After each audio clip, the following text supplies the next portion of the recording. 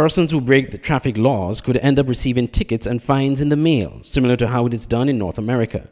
Prime Minister Dr. Terence Drew spoke to this at his most recent roundtable with the media held at the NEMA building. People are prudent, if drivers are prudent and follow the traffic laws, we can have a significant reduction in the number of accidents. And that is why we pass a law. It is a stiff law, but it has to be stiff because we cannot accept what happened. And therefore, this law is really implemented to curb what we saw was happening. Now we have tougher penalties for reckless driving, careless driving, DUI, and even if it causes death while driving.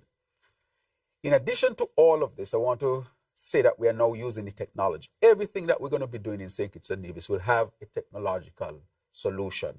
A technology will be part of the solution. So we'll have automated ticketing for speeding. I can say today that we have cameras mounted already. You will be receiving your tickets in the mail. And so I want to admonish you to please follow the traffic rules. You might think you'll get away. You will not get away. Your ticket will show up in the mail or somebody will deliver your ticket to your house. And we want to admonish our people to really take heed and do the right thing. The recently passed Vehicles and Road Traffic Amendment Bill 2025 introduces enhanced traffic monitoring, including automatic ticketing systems that use speed cameras and red light cameras to ensure stricter enforcement of road safety laws. It also imposes increased penalties for reckless driving, with stiffer penalties and punishments for dangerous driving offenses, such as speeding and mobile phone use while driving. I'm Andre Huey for SKN Newsline. Conceptual drawings of the new Joseph N. France General Hospital were released 7th February at a ceremony held at the St. Kitts Marriott Resort. Described as climate smart in its design and engineering, officials have said when the hospital is open, it will be the proverbial game changer for St. Kitts and Nevis. One of the presentations made was by Taiwanese designers and engineers, Overseas Engineering and Construction Company, represented by Darwin Unalivia, director at OEEC. We recognize the significance of this hospital to this nation, not just as a medical facility, but as a lifeline for families. At OECC, we have had the privilege of working on major infrastructure and healthcare projects across the globe. And one thing we have learned is that the success of any project is about partnership, collaborative, and shared vision. That is why we are so excited to work closely with the government of St. Kitts and Nevis, local contractors, and skilled professionals to ensure that this hospital is built to the highest international standards, reflecting efficiency, sustainability, and innovation. We take great pride in delivering not just the structures, but the spaces that transform lives, and that's exactly what we intend to do here. The climate-smart approach to this hospital makes it a forward-thinking, sustainable facility that will withstand the challenges of the evolving climate, while ensuring uninterrupted healthcare services for all the citizens. Our team is ready to bring our expertise in resilience, sustainable, and energy-efficient construction to make this vision a reality. We are fully committed to working hand-in-hand with the government of St. Kitts and Nevis to deliver this hospital, which will be a model for the region and a point of pride for this nation. The new hospital will be located west of Basseterre in the location of medical training institutions, and on completion is expected to be fitted with modern medical equipment along with highly trained medical doctors and nurses. Glenn Bart reporting for SK Newsline. Tune in to Insights on TVC, where we explore the unique stories and perspectives of our fascinating guests. I used to get in trouble for talking. I am really angry. I forget English. I had good examples of what people could become. Each episode brings you an in-depth look at individuals from diverse backgrounds, sharing their personal journeys and valuable life insights. I don't know. We're going to bathe here because Papa Bratcher says nobody owns the beach in St. Kitts. People who sound like this and saying that they're like 15, I'm like, you have a beard. Insights airs on Mondays at 8 p.m. with rebroadcast on Tuesdays at 10 a.m. and 6 p.m. Only on Television Caribbean, TVC. You can also stream on demand at tvcplus.live.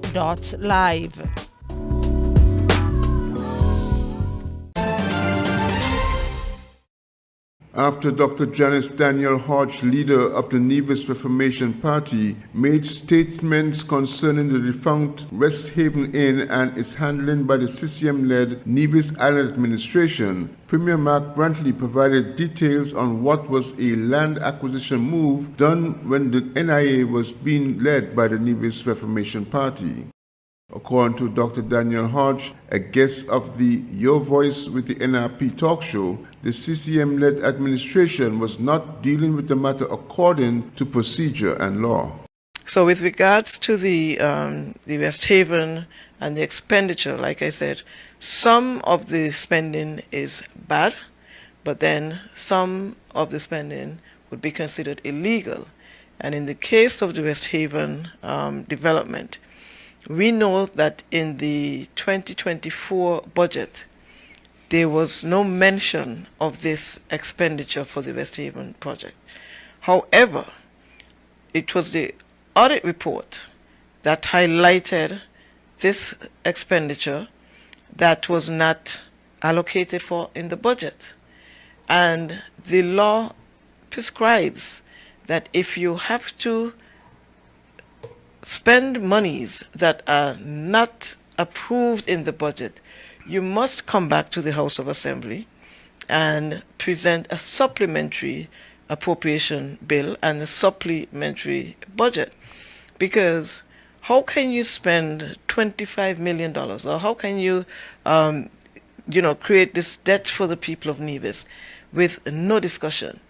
And not only no discussion, but the specifics of the arrangement are nowhere to be found.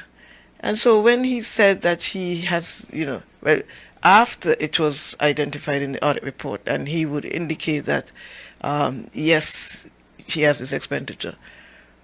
But to whom was the payment made, and what are the terms, and how did it get up to $25 million when it was at about $2 million on the NRP? And so many questions. During his January press conference, Premier Brantley addressed the matters raised on the NRP talk show. The Premier said that while the protracted legal court challenges were proceeding, some going as far as the Privy Council, there could not be any settlement of the matter. We finally came to an agreement after all the court proceedings. We couldn't tell Mr. Shanda Ramani's heirs not to sue. They were in their right to do what they thought was best to protect the interests of the estate. They lost in the High Court, they lost in the Court of Appeal, and they had every right to go to the Privy Council. In fact, the order that they were seeking was that the amount owed to them be paid out of the consolidated fund in Nevis. The court disagreed up at the Court of Appeal level, and the matter was pending at the Privy Council. So but while all of this is going on, interest keeps accumulating on the money. And so that is why it is only when we finally came to a settlement with all parties that we, as the government, were able to come to the public and say, this now is the debt. Now they're saying, I see something where they say, oh, there was an agreement to pay $3 million. Where is that agreement? Because as I explained, the very first valuation done by the owners of the property was for US $5,662,800. That was done since the 6th of August 2007. The only valuation that we've seen here of $3 million is one by Hastings Daniel of blessed memory, and we don't know whether that was $3 million US or EC. We then have another valuation done by Douglas Surveying of US $5.2 million. $5,232,000 to be precise. So those were the valuations, but importantly, no price was arrived at for paying. And that stayed that way from 2007 until 2013. It is only when we got into government in 2013 and we started to look at these matters, because West Haven was part and parcel of some 13, if I recall, parcels of land that were compulsorily taken from divisions by the NRP government. And all of them had one thing in common: they paid for none. The West Haven Inn was a popular beachside hotel that was severely damaged by Hurricane Hugo in 1989 and never repaired and never reopened. Glenn Bart reporting for SK Newsline. Trevor Hodge of Haynes Smith Village, St. Kitts, and a resident of Bronx, New York, has been sentenced for multiple offences related to the importation and possession of controlled substances. On December 24th, Mr. Hodge, according to police, was jointly charged by the Control of Customs and the Royal St. Christopher Nevis Police Force for the following offences committed between the 21st and 23rd of December. Importation of a controlled drug, specifically cannabis, possession of a controlled drug, specifically cannabis with intent to supply, submitting a false customs declaration, and importing a quantity of goods, specifically cannabis sativa, packed in a manner intended to deceive a customs officer. Having pleaded guilty to the charges, Mr. Hodges' sentence is as follows. For importing a quantity of goods in a manner to deceive customs officer, he was convicted and fined 1,000 EC dollars payable within 3 months with a default penalty of 1 month imprisonment. For submitting a false declaration to a customs officer, he was fined 1,000 EC dollars payable within 3 months with a default penalty of 1 month in prison. For the possession of a controlled drug with intent to supply, he was found 3,000 EC dollars payable within 6 months with a default penalty of 2 months in prison. For the importation of a controlled drug, he was fined 3,000 EC dollars payable within 6 months and a default penalty of 2 months in prison. Mr. Hodge was sentenced on February 3rd by Magistrate Her Honor Mrs. Rhonda Nisbet Brown at District A Magistrates Court in Bastyr, St. Kitts. Meanwhile, Jashawn Daniel of Sandy Point, St. Kitts, has been sentenced for the offences of possession of cocaine and possession of cocaine with intent to supply. Having pleaded guilty to both charges, his sentence was handed down on January 31st at the District B Magistrates Court in Sandy Point by Her Honor Mrs. Karen Hill Hector. For the offence of possession of cocaine, Mr. Daniel was cautioned. For the offence of possession of cocaine with intent to supply, Mr. Daniel was fined $1,500 payable by February 28, 2025, with a default penalty of 3 months imprisonment. I'm Andre Huey for SKN Newsline.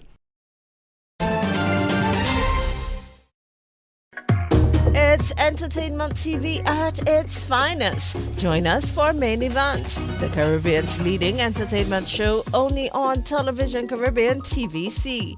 Tune in as our host chats with top artists and entertainers, bring you the latest buzz in entertainment, and showcase the hottest music videos from the region's biggest stars. Main Event airs on Thursdays at 8 p.m. with rebroadcast on Fridays at 10 a.m. and 6 p.m. When it comes to entertainment, it's always the Main Event on TVC. Are you tired of Wi-Fi dead zones in your home? The Cable has the ultimate solution with our whole home Wi-Fi coverage. Say goodbye to frustrating signal drops and hello to seamless connectivity in every corner of your home. No more, Mom, my tablet's not working in my bedroom. My game is freezing, Daddy. Or WhatsApp calls dropping as you walk around the house. So many people struggle with dead zones and restricted Wi-Fi, and the Cable has the answer. Enjoy full blanket increased Wi-Fi coverage with installation in 48 hours or less. Whole home Wi-Fi coverage is here. Get the whole family connected today. Come in or call the Cable at 465-2588 to get your whole home Wi-Fi boost installed. The Cable, always giving you more. Terms and conditions apply. Good day to the beautiful people of St. Kitts and Nevis. St. Martin News Desk now airs on Monday, Tuesdays, and Thursdays on TVC at 11 a.m. and then again at 5 p.m. So make sure to tune in. At Digital Print Plus and Crafted by Design, we're thrilled to be your go-to print shop located in the heart of Bastyr.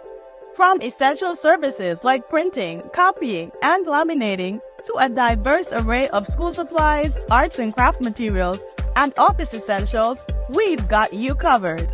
Don't fret, Digital Print Plus and Crafted by Design are here to stay and ready to be your trusted partners for all your printing and craft supply needs. Ready for a visit? Find us at the corner between Dillio and Princess Street. Just look for the vibrant pink and yellow building with white doors. We can't wait to welcome you to